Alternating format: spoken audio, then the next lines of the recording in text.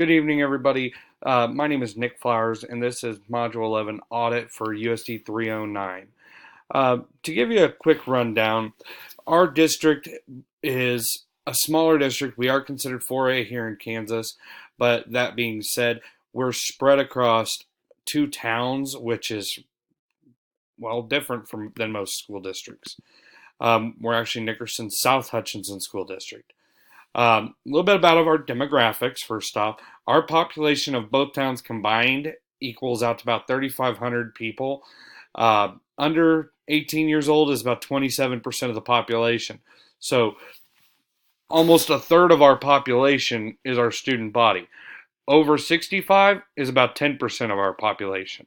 So we have a large gap there that would fall in that working class group. Now, English primary language in our homes is 98.76%. We have a very, very low amount of students that fall under that ELL standard. Our graduation rate, while I've been here, has always been in the 80% range. This last year being the highest in 5 years, hitting 87.5%. So it's good to see that our school district is growing, we're getting stronger, and things are getting better. Along with that, the median household income. As I said, we're two towns for one school district. In Nickerson, the average household income is about $49,000, but you have a lot less people in there.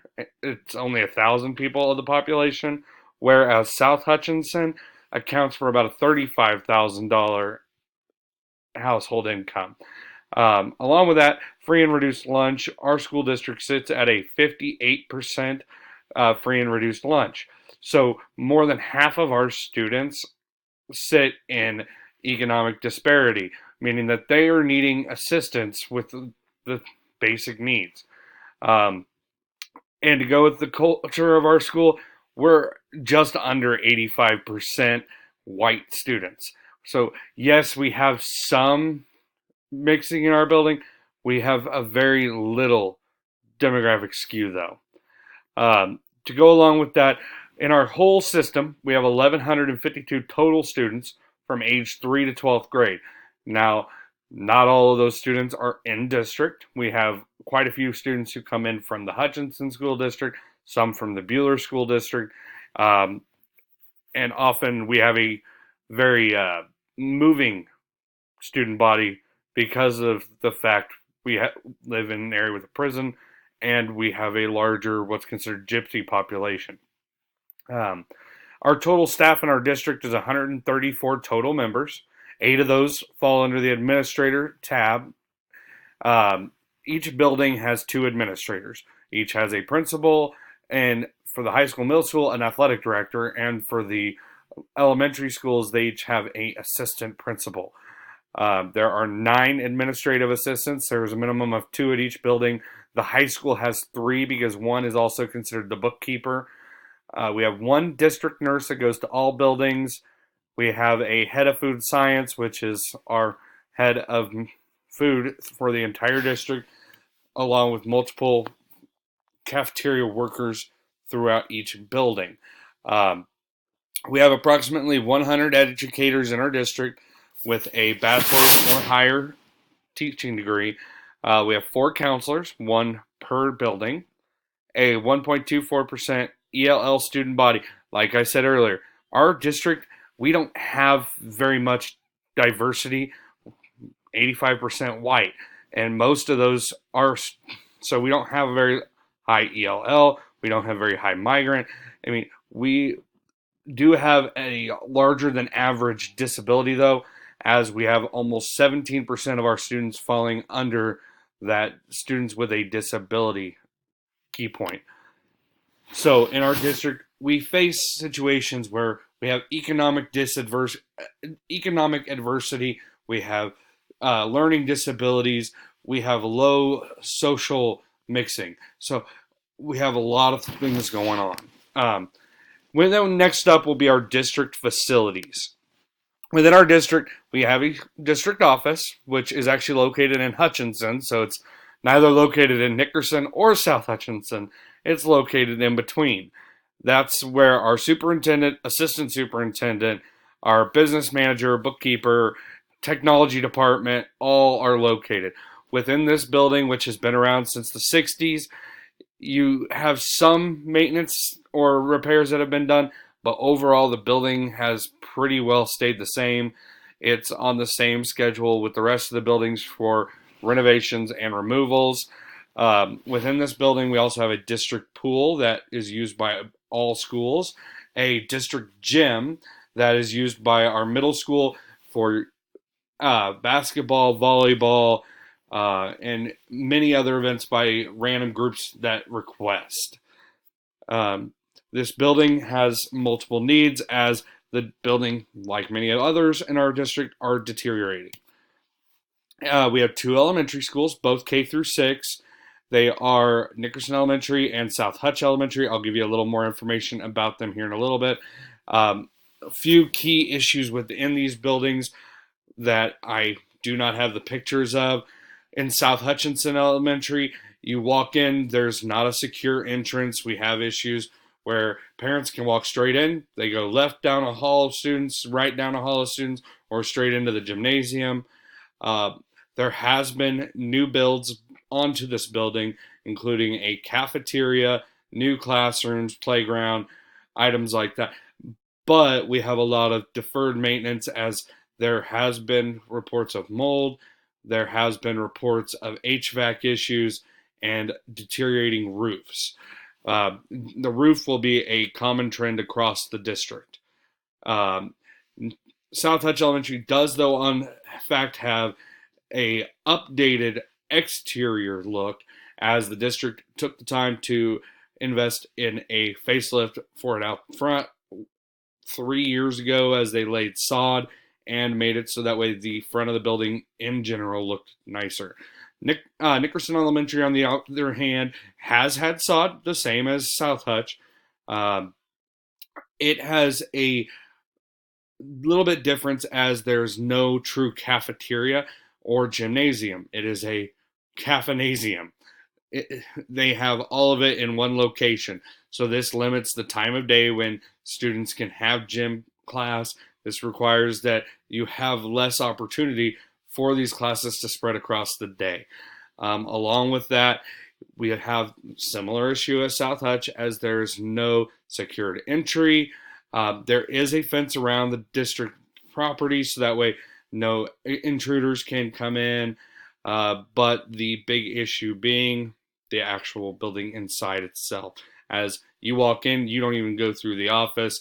You can go left into the gym cafeteria. You can go straight out to the playground, or you can go right down a hallway of students and possibly never be seen by secretaries other than to be buzzed in. Next up our middle school and our high school. Reno Valley Middle School is located in Hutchinson, Kansas. It's been around since the 60s, had some updates, including a new gymnasium.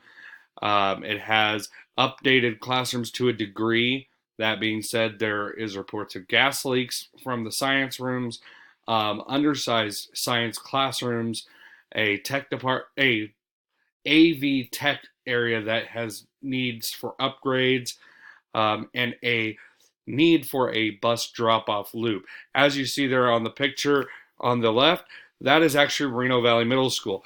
That road is the bus drop-off, parent drop-off, and at the very end is the teacher faculty parking. Um, Half of it is not paved. So during rain, winter, any of that, we have major issues of there will become ruts in the road, there will be standing water. You have parents who, even though it's stated do not U-turn, it's a constant issue and a battle. It says do not park, do not pick up here. There's still constantly vehicles parking and trying to drop off and pick up in those locations. So there's need for change there.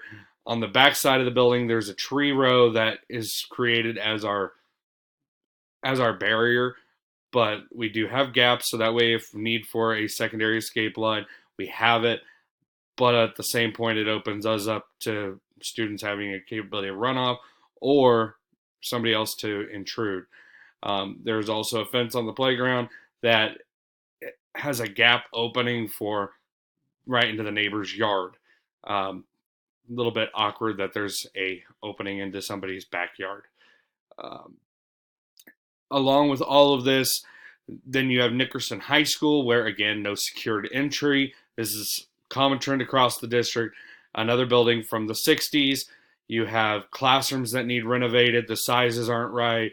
You have a library media center that isn't meeting the needs and expectations of the district. You have a theater that is one of the smallest in comparison to size of school in the state of Kansas. Um, there's quite a bit of issue and upkeep to all buildings. Again, this is another building that's having issues with the roof and deteriorating HVAC systems. Um, then we have a transportation building and a maintenance building. Our transportation building, it has an outdoor parking that is on dirt plot for the buses. There is two bays to park the fleet of cars into, and we recently constructed a new bay to park our new charter buses for the athletics. That being said, you see a lot of issues because of the fact it again is a dirt plot. Over time, this allows for dirt to be pushed around, and the land constantly has to be renovated and checked over. Inside, we do have bays to be able to do maintenance on our own vehicles. The only vehicles we do not have the capability of doing our own maintenance are the charter buses because their height does not allow to enter our building. So this is a question mark of if this is something the district would be interested in remodeling. A little bit about building age. NES was built in 1955, South Hutch in 1939, RVMS 1953, and NHS 1955. All buildings have had multiple remodels between the 60s to 2010 when we had our last bond issue. That being said, we are on a current streak where we're trying to have remodels done every 20 years. We're supposed to have all HVAC systems replaced. Now, that being a few units every year. When you do it this way, you're constantly working against yourself to repair what you're fixing on another spot. Uh, yes, you don't want it all to have to be fixed the same time every time. But at the same point, if all you're doing is fixing and trying to maintain, you're going to end up in a mode where you have to truly fight against the repairs and remodels. Um, the cost to improve, our district recently did a entire analysis. We've reached out to construction companies. We've had a company come in and build up a program for us to understand what would cost to change our district and to do updates. This can be viewed at the following link. It'll actually take you to our master plan report from February of last year. On this plan, you'll be able to find the steps we've taken to try and find what everything needed from the committee all the way to the actual construction and planning of the attempt for a bond, which sadly about 2 weeks ago failed. That being said, in this, we hired a company, SJCF Architecture, that they were to survey and meet with all staff and administrators. They reviewed the needs, challenges, and discussed vision of the next 15 to 20 years and where we wanted our district to go. They did an inventory and overview of USD 309's buildings, then met with our steering committee, along with having multiple public forums for everyone else to have their opportunity to give input. During this, we had many meetings for the public until it was time for the actual bond, in which then we tried to reach out.